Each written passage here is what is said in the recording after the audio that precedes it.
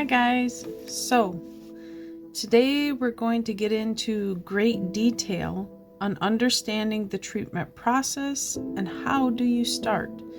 And the reason I want to get into this subject is mostly because of how long the diagnostic process takes, but I also want you to understand why self-diagnosing can be inaccurate or unhealthy. So let's begin. So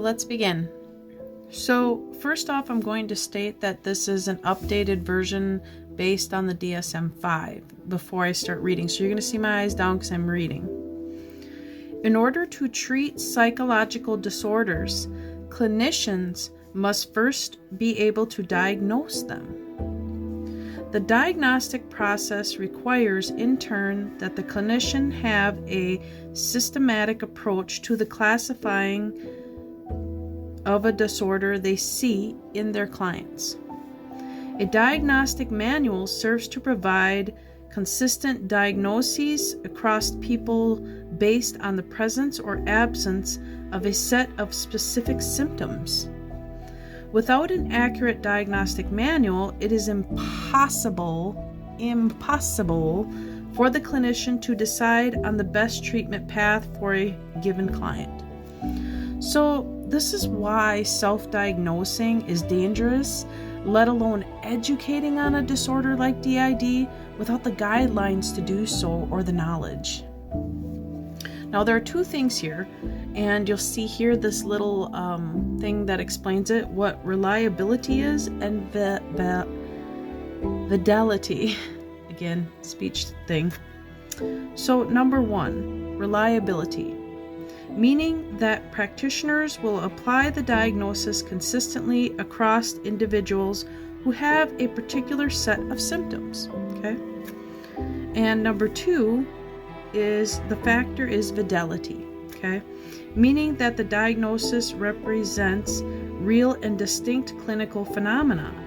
Current diagnostic manuals are based on the medical model in that they focus on accurately labeling groups of symptoms with the intention of providing targeted treatment. Now, when clinicians and mental health doctors and all that are assessing you, it is vital that you want to connect your mental health care provider and physicians and neurology and all that together, because that is going to put the pieces of the puzzle of your dissociative disorder together. Okay? And I really push that a lot, especially with people that are just starting out, because there could be something that is physically wrong with you causing your dissociative amnesia, which could display as DID. Okay? So this is the additional information.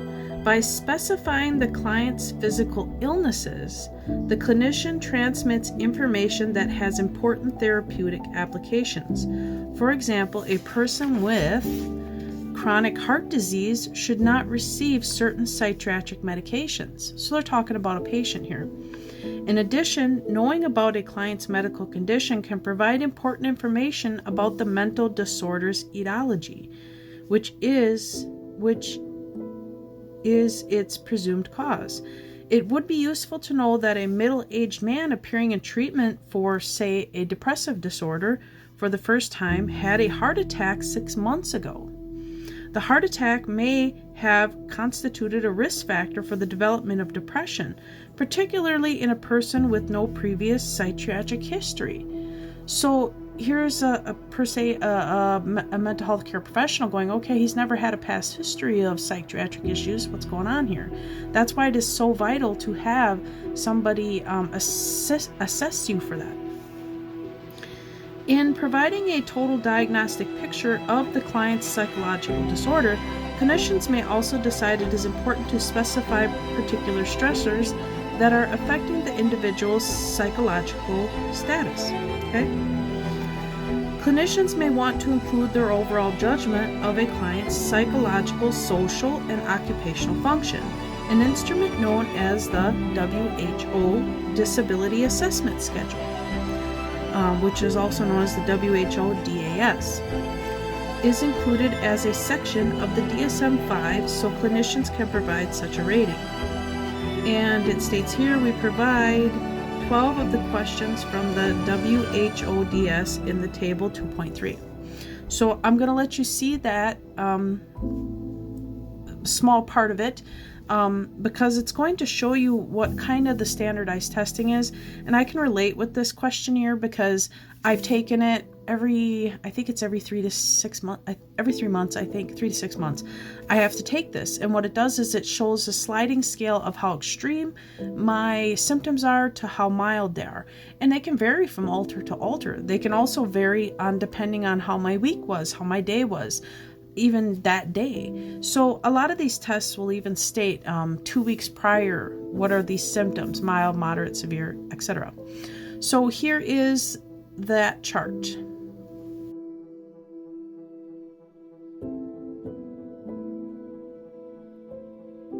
So next we're going to talk about the diagnostic procedures. The diagnostic process involves using all relevant information to arrive at a label that categorizes the client's disorder. The information includes the results of any tests given to the client, material gathered from interviews, the knowledge about the client's personal history. Clinicians use the first phase of working with clients to gather this information prior to proceeding with treatment itself. Okay, so keep that in mind. Key to diagnosis is gaining as clear a description as possible of a client's symptoms, both those that the client reports and those that the clinician observes. Clinicians first listen to clients as they describe the experience of their symptoms, but they must next follow this up with more systematic approach to diagnoses. A variety of assessment tools give the clinician a framework for determining the extent to which these symptoms coincide with the diagnostic criteria of the given disorder. The clinician must determine the exact nature of the client's symptoms, the length of time the client has experienced these symptoms, and any associated symptoms. In the process, the clinician also obtains information about the client's personal and family history. By asking questions in this manner, the clinician begins to formulate a principal diagnosis, namely the disorder most closely aligned with the primary reason the individual is seeking professional help. So, what they're saying here, which is clearly stated in this book, is that this doesn't mean they've come to a diagnosis yet. This means that they've come to a guess of what your diagnosis is, okay? And even if they may suspect DID, they're not diagnosing it yet. And the reason they do that is to bill under a specific code, to cover it with insurance, or, to have some kind of idea of what you're starting to show, your symptoms. And they're going to give you treatment maybe around a dissociative disorder, but they haven't diagnosed you yet. They may say, I suspect you have DID, but it can't be a full-blown diagnosis yet without evidence or history or anything like that. For many clients, the symptoms they experience reflect the presence of more than one principal diagnosis. Now, remember how I talked about there can be more than, it's like a dual diagnosis with DID, because you can be diagnosed with BPD, PTSD, which goes with DID, and other similar symptoms, okay? In these cases, we use the form comorbid, okay? Meaning literally 2 or more, okay? Disorders. Comorbidity is remarkably common. A major investigation known as the National Comorbidity Survey, the NCS, showed that over half of respondents with one psychiatric disorder also had a second diagnosis at some point in their lives. The most common comorbidities involving drug and or alcohol abuse with the other psychiatric disorders. So what I want to point out is that if you are using drugs or alcohol and they suspect you have DID, they're probably going to want you to try to get off that, or they're going to treat you for that to get better before they give you an accurate diagnosis, because a lot of times drugs and alcohol can interfere with the process of a good diagnosis, okay? Now, different diagnoses. The ruling out of alternative diagnosis is a crucial step in diagnostic process. It is important for the clinician to eliminate the possibility that the client is experiencing a different disorder or perhaps an additional disorder, okay? The diagnostic process can take anywhere from a few hours to weeks to even years, especially with DID, depending on the complexity of the client's present symptoms. The client and clinician may accomplish therapeutic working during this time, particularly if the client is in crisis. So what they're saying here is similar to some of my own issues, self-harm. I did have drugs and alcohol usage. I had a lot of problems going on at the time. Once the clinician makes a formal diagnosis, he or she is still left with the formidable challenge to piece together a picture of how the disorder evolved, okay? With the diagnosis, the clinician can assign a label to the client's symptoms. Although informative, this label does not tell the client's full story, okay? To gain a full application of the client's disorder, the clinician develops a case formulation. This is known as an analysis of the client's development and the factors that might have influenced his or her current psychological status. The case formulation provides an analysis that transforms the diagnosis from a set of code numbers, which is what I'm talking about, those billing code numbers, to a rich piece of descriptive information about the client's personal history. With this descriptive information, the clinician can design a treatment plan that is attentive to the client's symptoms, unique past experiences, and future potential for growth. Understanding the client from a developmental perspective is crucial to provide a thorough case formulation. So basically what they're saying here is, like for me, certain things had to be looked into. My past history, my past mental health care providers, my past doctors, even blood work, my brain work, my inpatient stay, all that had to be a part of this process to get an accurate diagnosis. That is why it is crucial that you do not educate on this until you have an idea what's going on with it. Denying a mental health care field but based off of one or two therapists that you hated is not accurate information. It's not accurate data to put into this. So next we're going to touch on just this small part here in the chapter about cultural formulation, okay? And this is based off beliefs, okay? Clinicians need to account for the client's cultural background in making a diagnosis. A cultural formulation includes the clinician's assessment of the client's degree of identification with the culture of origin, the culture's belief about psychological disorders, the ways in which the culture interprets particular events, and the cultural supports available to the client. We might expect cultural norms and beliefs to have a stronger impact on clients who strongly identify with their culture or of origin. The client's familiarity with and preference for using a certain language is one obvious indicator of cultural identification. Even if a client's symptoms do not represent a cultural-bound syndrome, clinicians must consider the individual's cultural framework as a backdrop. Members of a given culture attach significant meanings to particular events. Clinicians should look within the client's cultural background as a way of determining available cultural supports. Now I want to give my opinion and a little bit of my personal information on this. So for me, certain alters identify with cultural beliefs and unlike me, they feel very heavily on their beliefs and it's very real to them, okay? For one is like, I deal with wanting or feeling the need that I have to finish my house chores before I can eat or drink. And I'm working on that with my therapist still today. It is so embedded because of the amount of abuse that I would receive by sneaking food or water before finishing a chore that I feel like if I don't feel like I've accomplished something or finished something that I'm not entitled to eat or drink. And it is still highly embedded. And these are things that I talk about when I talk about past history. I have images of me being in that cult. I have past history, names of people that are still around and in great detail. And 60 to 80% of people that claim cultural abuse don't have a history, or they don't talk about it or go into great detail. And these are some of the things that helped with my assessment, because I have vital information on my past. It took me years to get it. It took me 9 years to remember.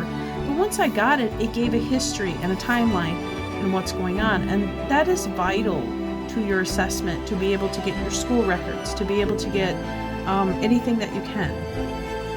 The problem is with DID is you have amnesia, so there are going to be pieces missing. But the cool thing about the government is they have documentation of everything. So there is ways to get a hold of your medical history, which may show odd scars or odd behavior or odd disorders. And that is going to take you to the next step. You're basically investigating yourself to figure out your disorder.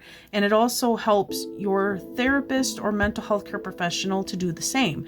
And a good therapist or mental health care professional is also going to investigate and figure out your story.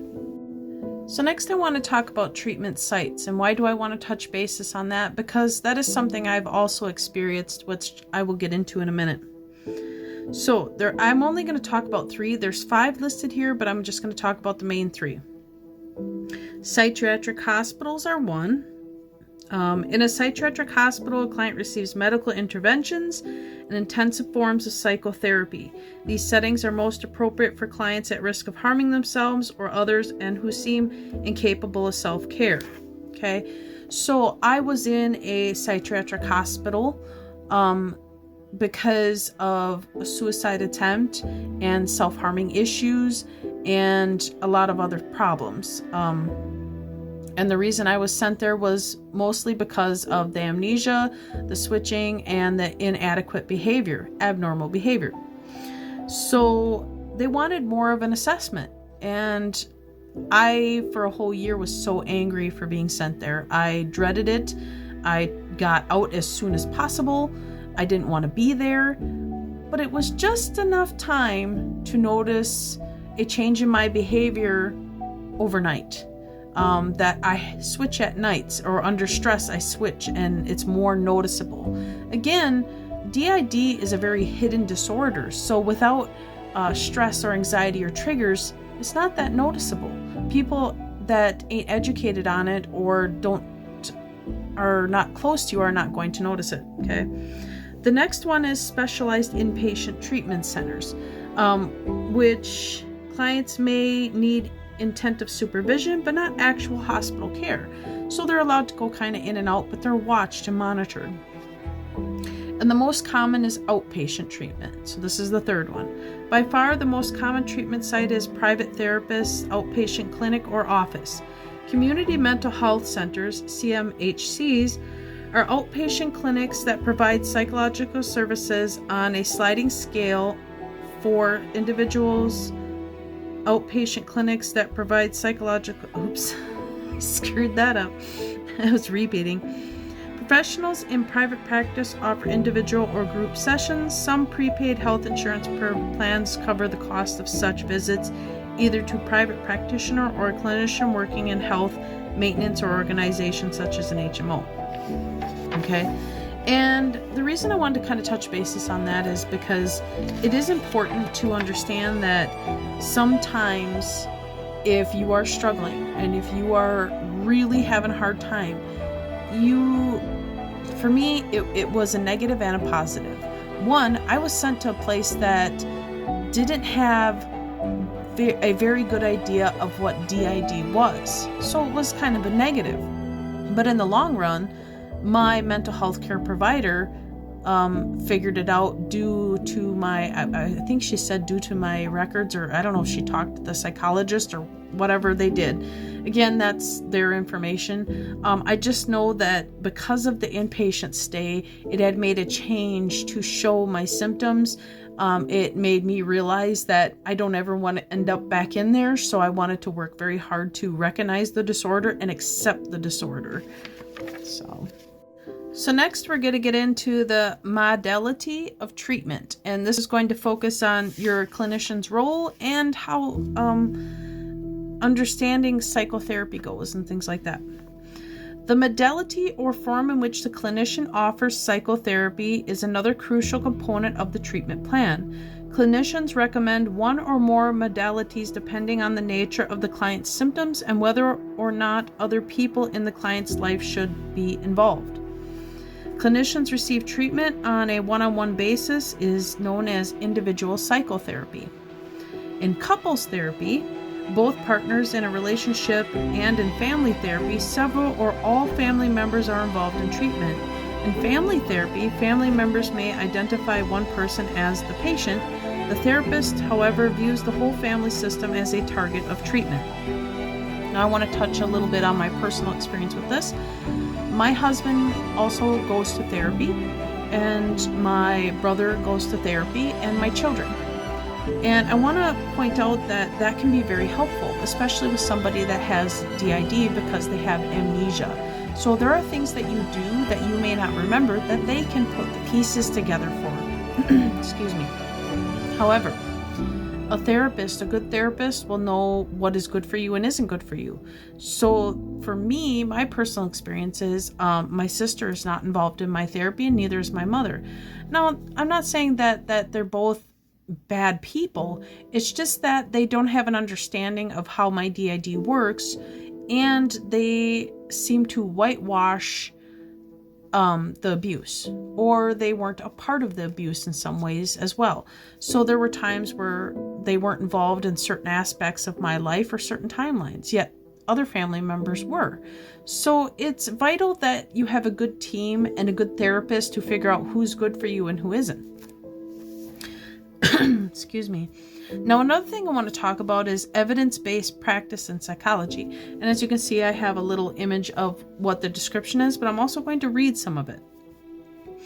Evidence-based practice in psychology, clinical decision-making that integrates the best available research evidence and clinical expertise in the context of cultural background, preferences, and characteristics of clients. American Psychological Association Presidential Task Force on Evidence-Based Practice, 2006. In other words, clinicians should base their treatments on state-of-the-art research, finding that they adapt to a particular features of the client, taking into account the client's background, needs, and prior experiences. So I had spoken of that earlier, where your therapy is individualized to your needs. And that is how it should be. You know, I can give tips, I can give help, I can give advice, but I can't tell you exactly how it's going to go. This is just the basic format out of this book on how it's done. Next, it talks about the clinician's role in treatment. Above and beyond whatever techniques a clinician uses to treat a client's problems, the quality of the relationship between the client and clinician is crucial determinant of whether therapy will succeed or not. A good clinician does more than objectively administer treatment to a client. The best clinicians infuse a deep personal interest, concern, and respect for the client into the therapeutic relationship. So basically, a clinician can really care deeply about you, and they can be concerned about you, and they can even take you places to help with your therapy, but there are boundaries that they cannot cross. One is being involved in personal family, birthdays, holidays, things like that. And they don't want to be too involved. It depends on the therapist as well. Some of them will allow you to message them throughout the week if you're having trouble, or allow a phone call, but they may not answer. That's a boundary for them because they're working with other clients. They don't have time to answer you, but they will review with you or go over your email or text message later. Okay, so those are kind of boundaries that can be taken care of. Clinicians find it particularly frustrating when their clients do not seem willing to follow through on their desire to change. Change is difficult, and many clients have become so accustomed to living with their symptoms that the necessary effort to solve the problem seems overwhelming. At times, clinicians also face frustration over financial constraints. They may recommend a treatment that they are confident can succeed, but that is financially infeasible. In other cases, people in the client's life refuse to participate in the treatment even though they play central roles. Their pragmatic issues can disrupt therapy. So now another issue I want to talk about in DID patients is that some alternative states won't help, or some may want to help and you may not. The idea is to thrive to change an alternative state's viewpoint, giving them new tasks and trust, and it is a therapist or psychologist's job to do just that. Okay, so an example would be, for me, I have alters that hate my therapist, fight with my therapist. They'll swear at her, argue with her, and she will calmly talk to them and say, you don't have to trust me. You don't have to like me. I just want to help you. And they can go off tremendously and keep doing it, but she'll repeat the behavior. She'll repeat the constant trust of stating, I'm not here to hurt you. Have I ever hurt you? And these are vital things in a very good therapist that will not attack a persecutor, which is what an alter is called, that is unwilling to heal. And they can be pretty intense, but a good therapist will stick by it and they will work on it. So that is my chapter for today. I hope you guys found this useful, and you're more than welcome to use it in your therapy. And that's pretty much all I have. I am really enjoying getting into the learning aspect of this. I'm doing well in my healing, and I'd like to touch bases on that more, but I'm not quite ready yet. I will put it this way. I am down to a matter of, so far, 3 alters left, alternative states. I try not to say alters because they are alternative states. It is one body, one mind that is in an alternative state, an alternative well-being. So, all right. Well, that's pretty much all I have. So, loves. Bye.